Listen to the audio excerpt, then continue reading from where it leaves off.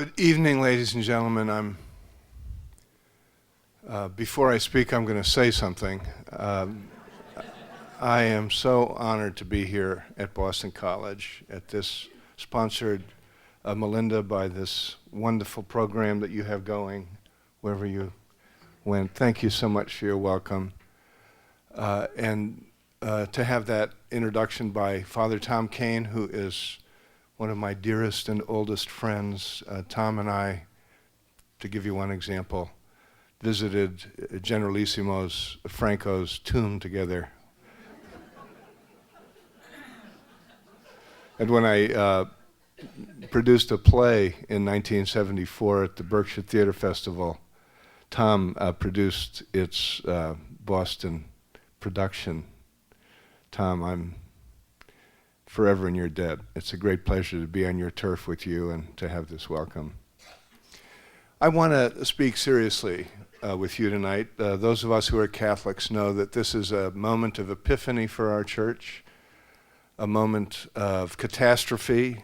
Catastrophe, I would want to say, in the sense that Aristotle uses the word in the Poetics. You know that in Greek, this is BC, I have to cite the Greek, right?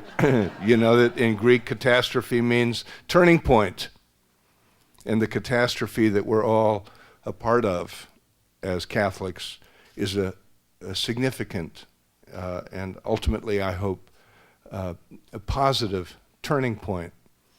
But in a way that may surprise you, I want to talk for the minutes I have as a lecturer before we have I hope, a robust conversation. I want to talk about the old days. I want to talk about the stakes of Catholic renewal. I want to say something a little bit outside the box within which we usually discuss our ongoing struggle as Catholics to keep the faith and change the church, to use Voice of the Faithful's slogan. I want to insist that the world and the very future of the human species urgently needs a reformed, humane, self-critical, fully democratic Roman Catholic Church. It is not a parochial question that only belongs within our argument, but it's something on which huge historical pressures depend, and therefore it's gravely serious. And to do this, I'm going to actually ask you to take a trip down memory lane with me. I'm going to give you a litany of a few years, and I'm going to suggest both what they meant to me personally and hope that my own personal story can illuminate the Catholic story in a way that brings freshly to the surface what's at stake in Catholic renewal. So I'm stepping back from the present scandals, and in a way it's important that we do that. We can get caught in the scandal mongering. We can get caught in the day-to-day series of dark revelations. It's very important for us to have in mind what is going on and why it matters. 1943, 1945, 1950, 1953, 1958, are you still with me? 1960, 1961, 1962, 1963, 1965, and then boom, 1966. And a lot that follows from that I won't have to elaborate. Some of you were alive in some of these years, and some of you weren't, but I'd like to invite you to go back in time with me. 1943 is the year in which the Niagara current that is running below the surface of American life was generated, a current taking us toward a great cascade of catastrophic fall. In January of 1943, 5 things happened of significance, 4 of them monumental, one of particular interest to me. I was born The week I was born, four other things happened. I'm going to sound like a narcissist here, but it's part of the function of being a writer. If you're in a room with the door closed trying to draw out of yourself words, narcissism is an occupational hazard. But in January of 1943, between January 15th and January 22nd, my actual birthday, four other things happened. In Casablanca, Roosevelt and Churchill were meeting, and they made two momentous decisions. One, they launched Operation Point Blank, which was the first time the American Army Air Forces and the Royal Air Force jointly began to bomb the cities of Germany. Until then, the American Army Air Forces had refused to cooperate with the British Bomber Command out of regard for their own preference of precision bombing over British area bombing. In truth, precision bombing was more mythical than real because of the imprecision of bomb sites and so on. But the American flyers insisted that one had to draw a distinction between civilian and combatant victims of bombing.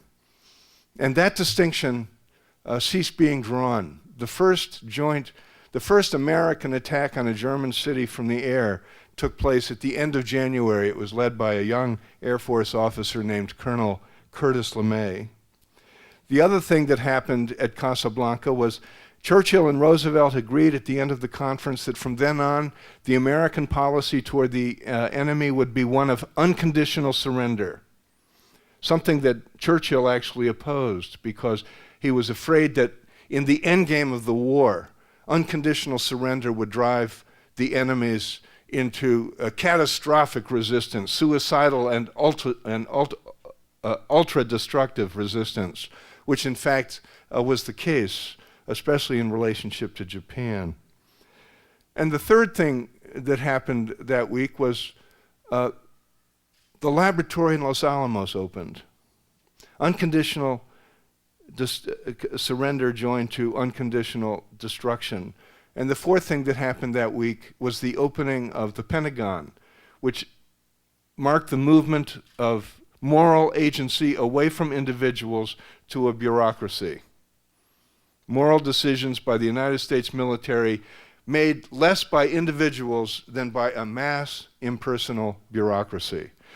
These things combined together to begin something wholly new in American life, to generate a force that had momentum of its own, transcending the ability of any individuals to control it, sometimes even to notice it.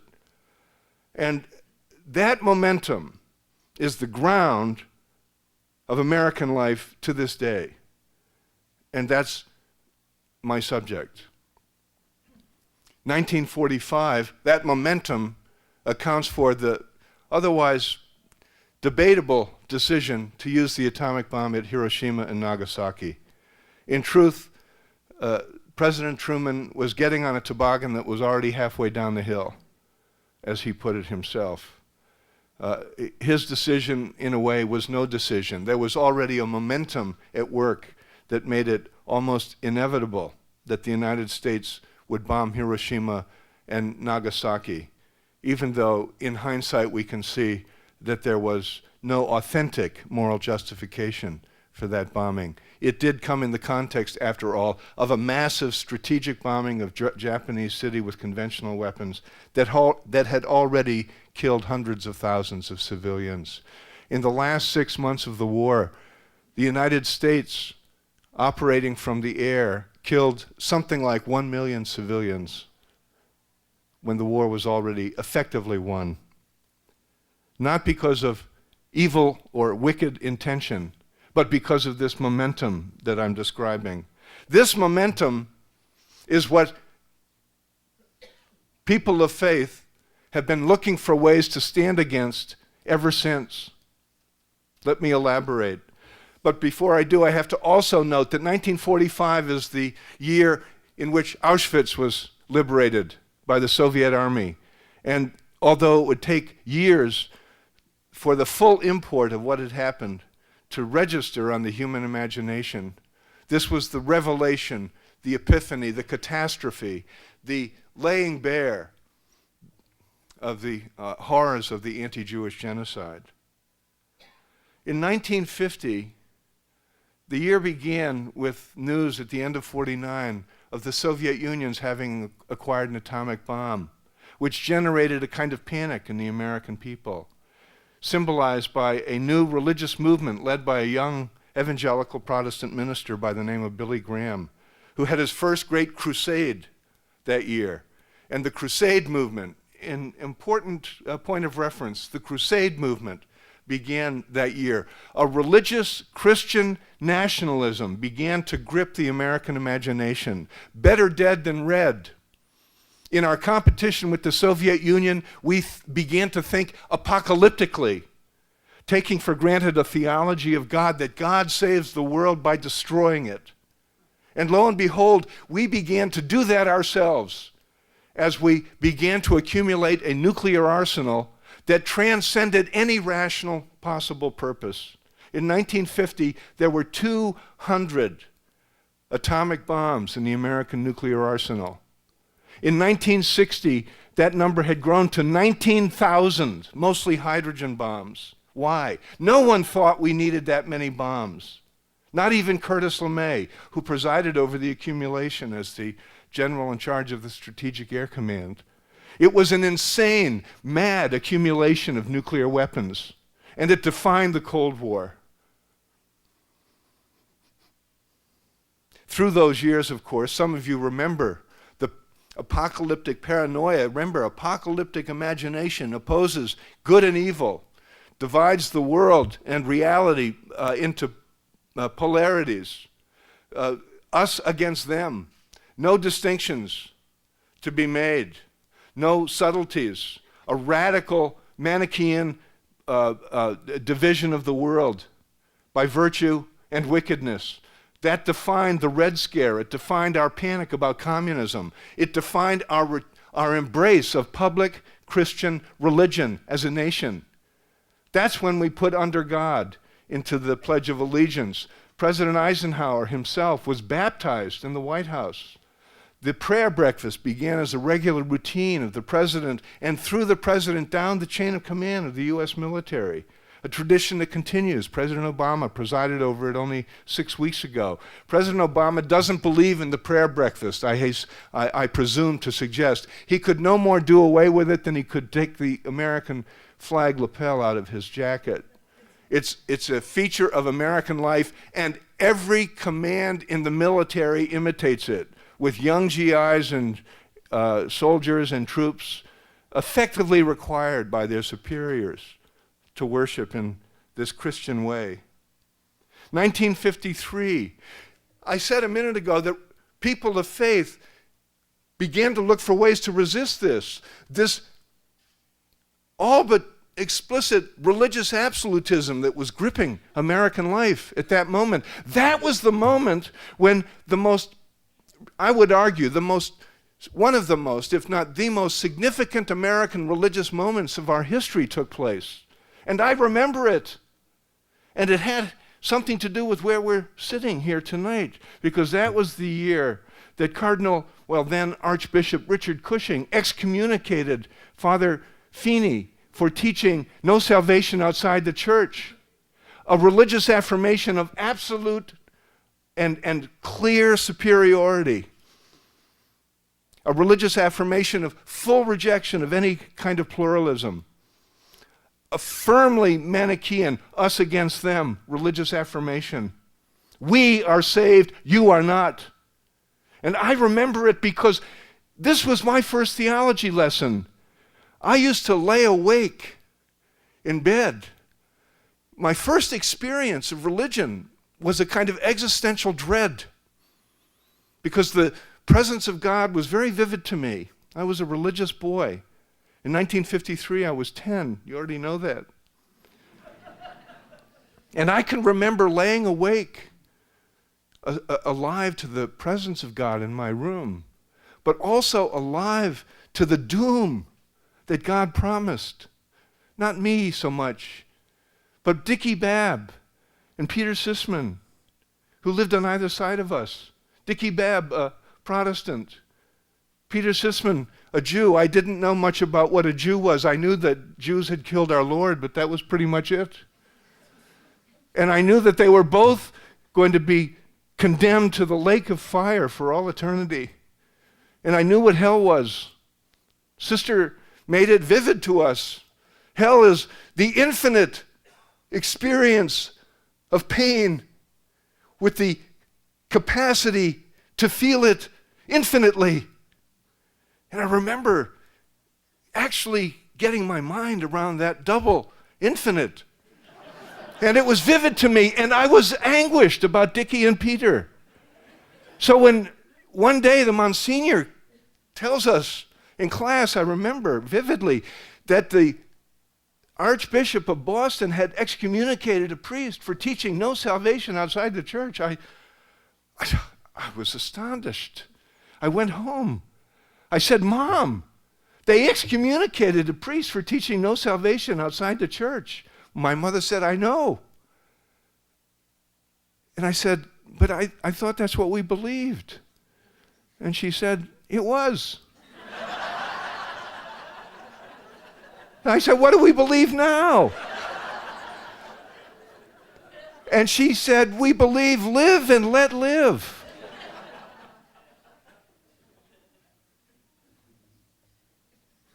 And something began to move under us, especially then when the Vatican, Feeney, of course, he was in his element. He knew he had Cushing dead to rights because he had 1,000 years of church teaching behind him.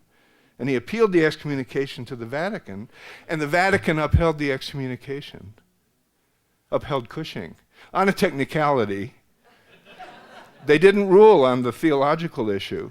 They ruled on Feeney's disobedience.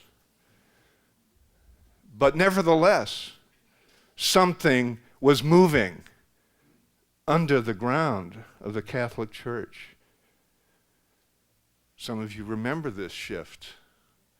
There was a kind of attempt to protect no salvation inside the church by curious ideas like baptism of desire. Well, actually, they're in the church. Anybody who wants God's will is actually a Catholic. They just don't know it. But when they get to heaven, they'll find out they were Catholics. There was this gymnastics to accommodate a change. Where was this change coming from? Post-Hiroshima, post-Auschwitz. The cost of religious absolutism that was rejecting of other people was becoming very clear. And Catholic Christianity was resisting it. I would argue, by the way, in large part because of experience Catholics had had in America. It was in America that people could take offense at the preaching of a Father Feeney on the Boston Common. And you know, of course, why Cushing took particular offense, because of his brother-in-law, Dick Pearlstein. And you remember the Pearlstein brothers ran Louis, and they used to take their lunchtime strolls on the Boston Common and hear Feeney. And then Cushing would hear what Feeney was preaching at his sister Dolly's dinner table on Sunday. And he knew one thing: Dick Pearlstein is a good guy. And if I love Dick Pearlstein, it's inconceivable to me that God doesn't love Dick Pearlstein. What is that? It's an affirmation of experience over doctrine. Experience over doctrine. It's an American idea. And Cushing was the first person in the Catholic Church to go public with it. In 1958, Angelo Roncalli was elected Pope of the Catholic Church. And he was different. He, as you know, was almost the only Catholic prelate to actively participate in resisting the Holocaust. As papal legate in Turkey first, where he provided hundreds, perhaps thousands of birth certificates to fleeing Jews. I can hear the objection. But, Your Excellency, the birth certificates are lies. It's not true. They aren't baptized. This is a lie. You can hear the answer. On the scale of what's happening, the lie doesn't matter. And then, at the end of the war, he was made papal legate to Paris, where one of the things that immediately involved him in conflict with the Vatican was his response to the discovery that there were hundreds, perhaps thousands, of Jewish children who'd been hidden with French Catholic families. Some of them, many of them baptized. And Roncalli instructed local Catholic officials to, where possible, seek out their families or anyone who would be willing to be responsible for them in the Jewish community and return those children to their own communities, for which he was rebuked by the Vatican. John the 23rd saw up close what had happened. And that experience changed his attitude toward dogma. It was out of that experience that he called the Second Vatican Council. Where did the council come from? It came from the Holocaust. It was a response to the Holocaust. It was a response to the Christian failure embodied in the Holocaust. Yes, the Nazis did it, but they could not have done it without the centuries-long tradition of Christian anti-Judaism. And the broad culture could not have been silent or complicit without that same long tradition. And John the 23rd saw. In 1960, one of the defining experiences of my life, talking about experience, took place in the winter when, as a senior in high school, because my father was a Catholic big shot in the United States Air Force in Europe, we had a private audience with the Pope. The greatest moment of my family life, my parents' proudest day.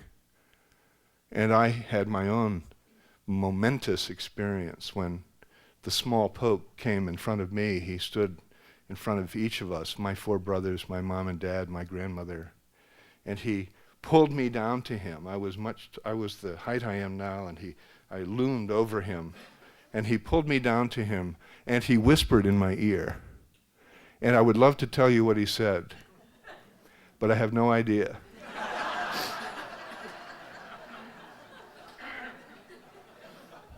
I don't even know what language it was. But it changed my life. Until that moment, I had been firmly committed to follow my father into the Air Force, an Air Force flyer. 1960 this is, the year of John Kennedy. It's a time to be a patriotic American Catholic. It's a real time to love your country and to want to serve it in the military. And I maintained that ambition. But John the 23rd had seared me in some way I couldn't explain. A few months after his meeting with me, there I am, the narcissist, John the 23rd met with a French Jewish historian named Jules Isaac. And Jules Isaac, who in 1948 published a book called Jesus and Israel, in which he presumed to suggest that Christian anti-Semitism had its roots in the New Testament, and for which he was roundly denounced by Christians or ignored. In truth, I had never heard of him. Most of the people I knew had never heard of him. John the 23rd had heard of him, invited him to the Vatican. Isaac reported later that he presented the Pope with his book. The Pope said, "Thank you, I've read it." And he received the copy warmly, Isaac said. And it was a few days after that, in June of 1960, that John the 23rd instructed those who were preparing for his council to put the church's relationship with the Jewish people at the top of the agenda. And you can hear them. The church's relationship with the Jewish people, what's to study there? But he knew. Experience over doctrine. In 1961, in the summer, Act 1 of the great American nuclear crisis took place, the crisis over Berlin. In June of 61, Kennedy met with Khrushchev, in Vienna. He came back from that meeting and confided to New York Times reporter James Reston off the record, Khrushchev kicked the shit out of me. Khrushchev told him that if the Americans didn't clear out of Berlin, it would be war. It would be war that winter, he said. And Kennedy showed us that summer how afraid he was. He went on television in July to announce a sudden new American war footing. Some of you may remember that was when he announced a major crash program to build bomb shelters, a major program to prepare the population for nuclear war. He announced a major increase in the draft, and he announced, amazing, a tax increase to pay for an urgent buildup of the military. Kennedy conveyed his fear and dread to us that July. My father, working in the Pentagon, conveyed his fear and dread to me like this. He called home. We lived at Bolling Air Force Base, next door, by the way, to then Air Force Chief of Staff Curtis LeMay. And he gave his driver the night off and asked me if I would come and pick him up. And I did. And driving home from the Pentagon late at night, it wasn't midnight yet, because at midnight the lights in the Capitol flashed off, and I know that the lights were still on. And I drove across the city, and my father said, out of the silence, I'm going to tell you something once. I want you to ask me no questions about it. Mom knows, but you should know. One of these nights, I may not come home. If that happens, I want you to get Mom and the boys in the car. Get on Route 1. Drive south. Go to Richmond. Go past it. Keep going. Yes, sir. Well, of course I knew what he was telling me. It was insane. I later understood. Drive to Richmond. Richmond is on the way to Newport News and Norfolk, Virginia, the largest naval establishment in the world. If the Soviets were going to hit anything, they were going to hit Newport News and Norfolk, and we were headed for it. My father was not being rational. Even if we were to survive the dreaded blast, survive for what? And as what? And in what? It was just like Kennedy telling us to build bomb shelters. That was irrational. It was crazy. It was an expression of desperation and fear. They were letting us see how afraid they were. That's why this country bonded with Kennedy the way it did, I believe. And that experience absolutely blew the United States Air Force out of my vocational life. A few days later, sitting at the breakfast table, I said to my father, I think I'm looking for a way to give myself to the things that last. And that could only mean one thing to an Irish Catholic kid. And I began to look around Georgetown for a way to do that that would fit with me, and I found the Paulist Fathers. I assumed that religion was the opposite of war, that religion was a way to push back against war. Of course, my education in those years taught me that religion is implicated in war. Religion was implicated in the war against the Jews, which I began to learn as a seminarian. The deputy, the amazing worldwide reckoning with the Holocaust that began to happen in those years, the trial of Eichmann in Jerusalem, and the horrifying discovery that I made in those seminary years that Christianity, including Catholic Christianity, was complicit in what had happened to the Jewish people. But I also saw alive an impulse to reckon with that and to do something about it. This is what makes the Second Vatican Council the most significant religious event of the century, because a revolution from the top took place. People at the top said, we have to look at very basic things about our tradition. Look at what we have been part of. And in 1962, so that's my next year, the council opened. I was a novice beginning my life as a Paulist. I didn't know much. I knew that we weren't allowed to watch television. And suddenly the novice master hauls the old Philco into the common room, and we're going to watch television. What are we watching? The opening of the council. And and we were instructed to understand that something momentous was happening. We didn't really get it yet. How could we? The pomp and circumstance. I remember, however, the speech that John the 23rd gave at the opening session. It included, "You prophets of doom," an attack on, we later learned, the Curia itself. People who are only looking at the negative and not the positive. And the church has to be alive in the world. The document doesn't say the church and the world, which is the Manichaean frame, the bipolarity. It says the church in the world.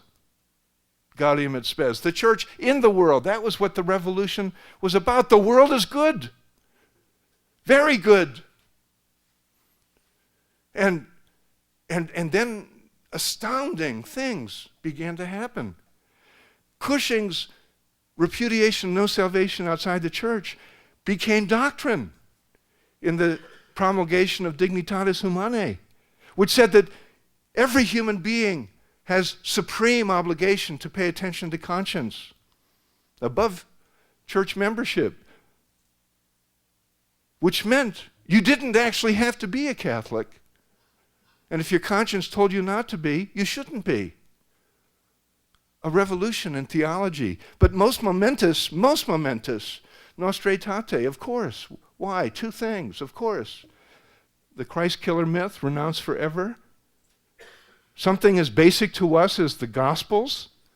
The Jews are not to be held responsible for the murder of Jesus. And not only that, in the Latin, the document uses the word electionem, the chosen people. God does not repudiate the promises God makes. The covenant God made with Israel is full and complete and permanent. Hello? You don't need Jesus to go to God, much less the church. If you're a Jew, the covenant puts you in relationship to God. This is the most profound theological revolution, I would argue, as a non-theologian, as a thinking layperson, in the history of the church. And many, many people understood it as such, especially including Jews. And what is that? It's a pushback against the world condition that is now armed with nuclear weapons. The readiness to define the other in demonic terms. The good versus the evil. It's a repudiation of that bipolarity. It's affirming pluralism. It's affirming the equal interaction of every human person. And the most important thing for my purposes about the council is what else happened the first week. Because lo and behold, the novice master brought out the television again. Within days. To watch what? To watch President Kennedy telling us we were on the edge of the nuclear abyss. And it was at that moment that John the 23rd intervened with Moscow and Washington both. And in Pravda, the Soviet newspaper, the headline read, "Pope makes a plea for all humanity." Khrushchev wanted the Soviet people to see him responding to the plea from the Pope. The Council Fathers saw the importance of a church authentically, relevantly engaged with the real world as it is. The Niagara Current, remember, 19,000 nuclear weapons in our arsenal, a few thousand in the Soviet arsenal. Hair trigger. ready to explode. And it was after that that the Council Fathers, reconvening, repudiated the Curia's draft of the document on the liturgy. And they established their own committee, replacing the Curia, their own committee to draft a new document on the liturgy, which included the revolutionary ideas that define the liturgy as we live it today. And when that happened, John the 23rd, watching on closed-circuit television, turned to his companion and said, "Now begins my council." The council is what it was because those bishops, too, stood on the edge of the nuclear abyss. Nuclear dread is one of the elements on which the urgency of church renewal still stands. Pacem in Terris, 1963, the Pope's last will and testament, published only a few weeks before he died, in which he dares to suggest that that it is doubtful, quote unquote, that nuclear weapons can ever be an instrument of justice. Not the Soviet nuclear weapons, all the nuclear weapons. I was astonished. And as if they were in sync with each other, a few weeks later, John Kennedy made that same point in his profoundly important speech at American University in June of '63, in which he said, the Soviet people are not the only source of tension between us. We have contributed to this impasse also. Not good versus evil. We are all in this. And then, of course, the profound experience of mortality. As if I needed it, a brush in my face, the face of all of us, of the importance of the things that last, when President Kennedy made the experience of mortality so vivid to us. And when, by the way, the American and world people understood for the first time the power, the majesty, the healing character of the Roman Catholic liturgy.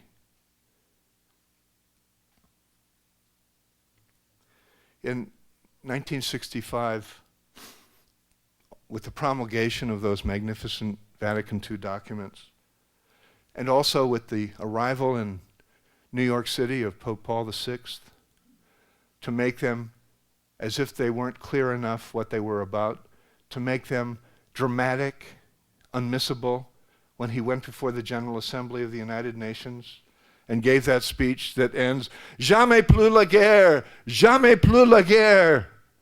And what war was he talking about in 1965? He was talking about our war. Lyndon Johnson was enraged. Cardinal Spellman was humiliated when the Pope did that. And between Pacem in Terris and Kennedy's AU speech and Paul VI's statement at the United Nations, one powerful wing of what we call the peace movement was ignited. A week after Paul VI's speech, a young Quaker named Norman Morrison drove to the Pentagon from Baltimore and got out of his car with his baby. At the last minute, put his baby aside, poured gasoline on himself, and set himself on fire below the window of Secretary of Defense McNamara. As it happened, my father's window was on the same corridor, half a dozen windows down. That was the first week of November. At Thanksgiving at Bolling Air Force Base, the first time I saw him coming from the seminary at St. Paul's College. I said to my father, what did you think, Dad, when that man set himself on fire? And my father, I later understood, had been traumatized by it. But he expressed the trauma by, "That kook! When will the enemy stop? We all want peace, right? Yes, sir. Does encouraging the enemy to think that we won't carry this to the end encourage them to stop or keep going? I could never debate with my father. I said, keep going, I guess. So was that an act of peacemaking, or was that an act of prolonging the war?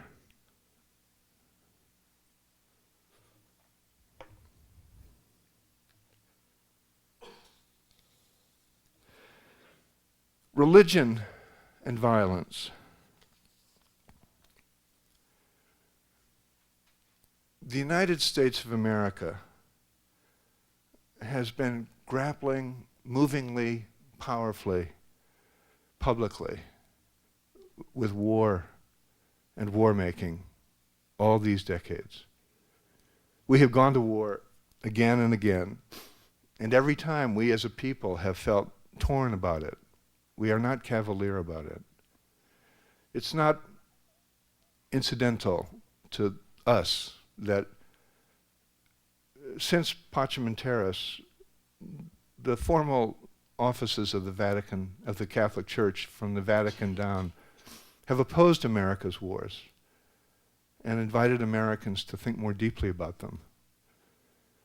But even now, we understand how the grip of a massive military-industrial complex, as Eisenhower called it, how that grip continues to hold us and how it threatens us, so that even an unlikely candidate like President Obama, no war impulses in him, it can be swept up in it. His magnificent attempt to rein in nuclear weapons, we're in the middle of it right now. His spring attempt to rein in nuclear weapons. And here's hoping Americans listen to him. The world hears him. That's why he got the Nobel Prize. In America, that made people cynical. But the world gets it, what he's up to. What is he up against? He's up against that same Niagara current. $700 billion, the bailout money, such a point of dispute among us. Every year, $700 billion appropriated with mundane regularity for the Pentagon. You know this. The attempt to resume nuclear arms control and reduction, one of the most precious public events of the current moment. The attempt to think about others in less than Manichaean terms. We were gripped so powerfully after 9/11 by that old Cold War habit, us against them, good against evil. We're right, they're wrong. No self-criticism needed on our side. And you see where it got us. We, the Catholic Church, have such urgent importance for the human species as it grapples with this problem. 1945 is the beginning of the epoch that's defined for the first time in our lives on this planet, defined by the human capacity to make our species extinct. And that is the single largest question before us. And we hear it discussed now. But religion of all kinds is a crucial element in this reckoning. Islam and Judaism, the war in the Middle East, the war in Israel, whether Palestinians and Israelis can possibly find the way out of the corner. They are locked in a corner. Guess what? The walls of that corner were built by someone else. Who? Us. The West, Western civilization, the two twin traditions of anti-Semitism and Orientalism, imperialist colonialism. much of it constructed in the name of Jesus, and America in the grip of Christian nationalism, which has infected our military forces like a virus. Will the Roman Catholic Church be a fundamentalist institution going forward in this century? This profoundly unfundamentalist tradition, which has valued above all the rational character of faith. Science comes from our tradition. Galileo, Copernicus, a priest, faithful men whose understandings of the world they got in rooms like this. The false dichotomy between science and religion. Will the Catholic Church be a fundamentalist institution, frightened by modernity, defensive, retreating into that bipolarity, us against them, but not only that, nature against supernature, the world against the church, now against the afterlife, Jesus against Muhammad, all of us against the Jews, religious people in a coalition against secular people.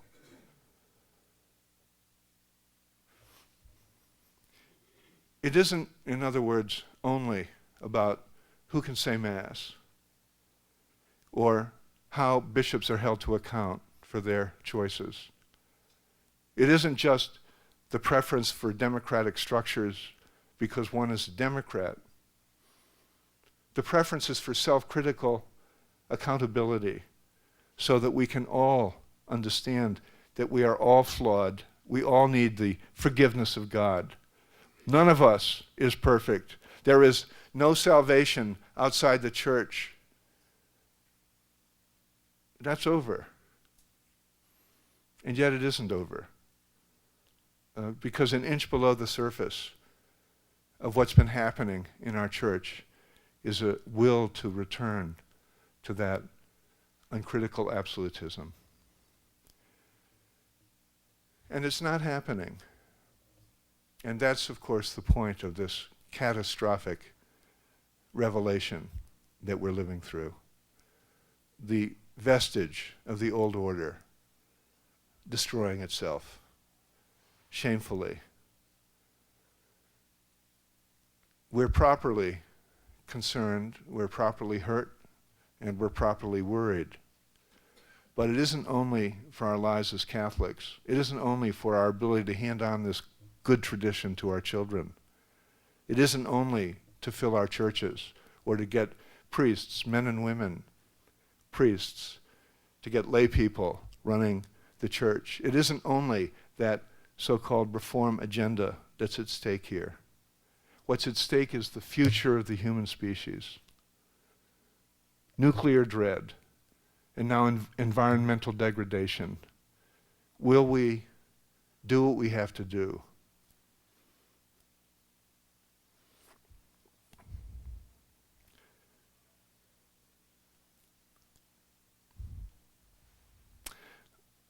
Let me just say, I have never felt the power and importance of the Catholic Church and my small place in it more than I do now. The Church demands our faithful struggle to resume and continue its renewal. I started by citing 1950.